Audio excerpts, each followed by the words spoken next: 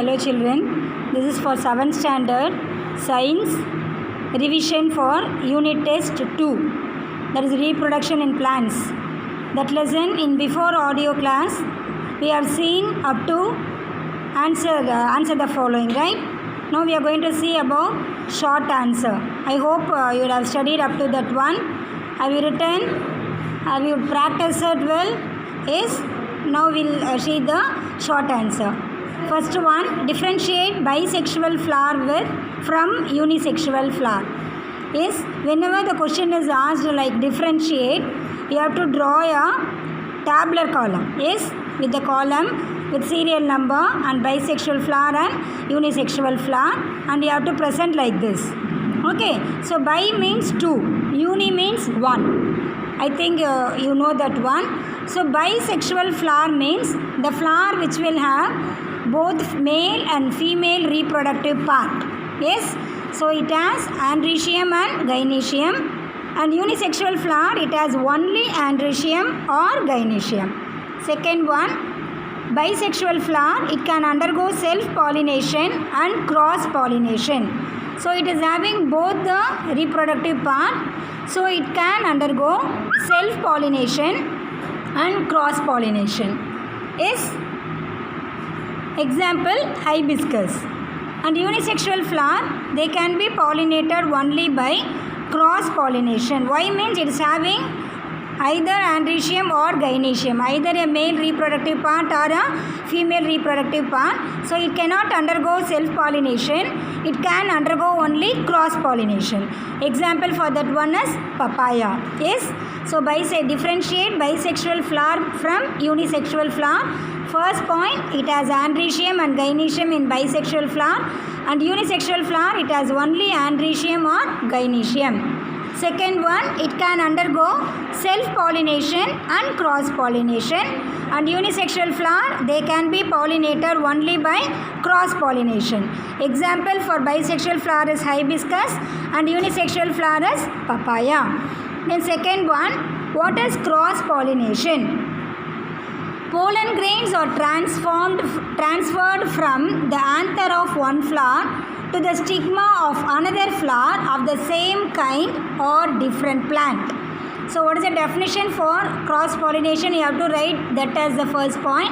Pollen grains are transferred from the anther of one flower to the stigma of another flower of the same kind or different plant. Then second point, plants need to produce pollen grains in larger quantities to increase the chance of pollination. So, if it is self-pollination means the plant will have both androecium and gynoecium. So, pollen grains needed is only in a small quantity. But if it is cross-pollination means the pollen grains from one plant has to transform from one plant to another plant. So, it should produce pollen grains in a larger quantities. For what purpose? To increase the chance of pollination. Then third point, cross-pollination does introduce variation in characteristics of new plants. When the new plant is formed, it will have a new characteristic property.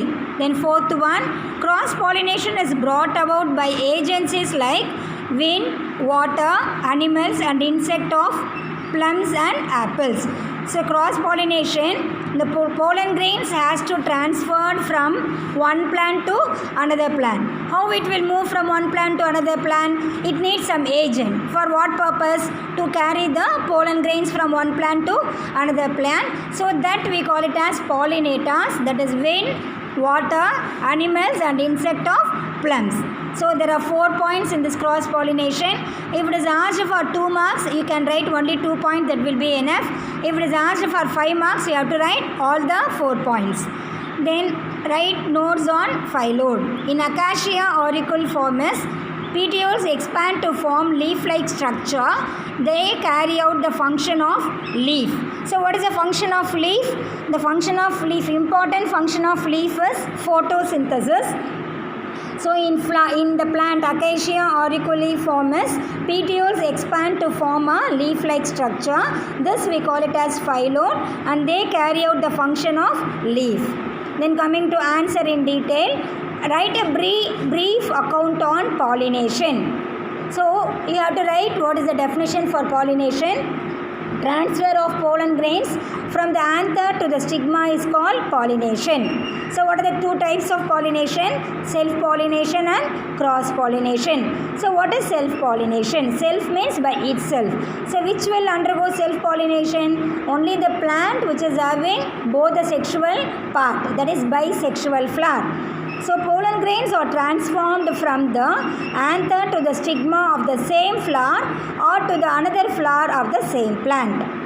Second point, plants do not need to produce pollen grains in a large quantity for self-pollination. So the pollination is taking place in the same flower or in the same plant. So it can produce only a small quantity that will be enough for it. Then third point, it does not produce changes in the characteristics of a new plant. The new plant or new flower will have the same property of the old plant. There will not be any changes in the characteristics of a new plant. Then cross-pollination, you have to write the definition first. Pollen grains are transferred from the anther. Here for is given in your book. Just change it as from the anther of one flower to the stigma of another flower of the same kind or different plant. Second point, plants need to produce pollen grains in larger quantities. Why it has to produce larger quantities? To increase the chance of pollination. Then cross-pollination does introduce variations in characteristics of new plant. If the new plant, after pollination, the new plant will be formed that will have the new characteristic properties. Example, apples and plums. Agents like wind, water, insects and animals are helpful for pollination and are known as pollinators. So agents which are useful for carrying the pollen grains from one plant to another plant, we call that as the agents or pollinators. So what are they? They are wind, water, insects and animals. Wind pollinated plants produce pollen which are light. Insect pollinated flowers are brightly colored and to produce lot of pollen which stick to the body of insect and are caused to other plants. Then pollination that occurs in nature is called natural pollination. Pollination between the desired plant can be brought about by artificial method also. So if you see that cultivation of mango, there will be a different kind of mango, one will have a sour taste and one will have a sweet taste. If you want to get the sweet mangoes, they will take the stem of that sour taste mango and also the sweet taste mango and they will cross pollinate it. So the outcome will be a mixed one, like that. Pollination between the desired plants can be brought about by means of artificial method. If it is taken out by natural method, means we call that as the natural pollination. It's a big question, detailed answer. So you see the question paper, whatever it is asked, just that alone you can write. So if they are asking what is definition for pollination, you write just the definition, define pollination. What are the types means, you have to write self-pollination and cross-pollination, and explain them means you can write only the self-pollination definition and example and the cross-pollination definition and example, that will be enough. Then question number 2, explain the underground stems. There are some stems that grow under the ground to store food. These underground stems swell and become thick. So there are 4 types of underground stems: rhizome, corm, tuber and bulb. Rhizome, it is an underground thick stem with nodes and internodes with scale, leaves at the node. So it grows horizontally and has an irregular shape. Rhizome have buds. It gives rise to new stem and leaves. Example, ginger and turmeric. If you see the ginger and the turmeric, you can see the irregular shape of ginger and turmeric. Yes, so that is an example for rhizome. Next one is corm. This underground stem is round in shape and flat at the top and bottom. It is condensed form of rhizome and bears one or more buds in the axils of scale leaves. Daughter plants arise from the buds. Example, colocasia. So if you see that colocasia, you can observe round and bottom or flat shape and it is having some nodes in it. Then tuber, the best example is potato. It is an enlarged spherical underground stem that stores food. It has many dormant buds on its surface known as eyes. If you plant a part of tuber with a bud, it grows into a new plant. Example, potato. The next one, bulb. It is considered stem which is disc-like and stores food in a fleshy leaves. The bulb has two types of leaves, fleshy leaves and scaly leaves. The upper part of the stem has a terminal bud and is covered by many scaly leaves. The inner fleshy leaves store food as seen in garlic and onion. So up to this you can read. And for diagram, the cross section of hibiscus is asked. So you have to draw the diagram and you have to label that parts. All the parts will be on the right hand side. You have to read well the spelling, then only you can mark it. You draw with using pencil, you draw it nicely. Okay children, and reason and assertion no need. And for diagram, this is the thing, that is you have to mark petal, stigma, style, anther, stamen, ovary, ovule and sepal. All these parts should be marked. You have to draw a neat diagram.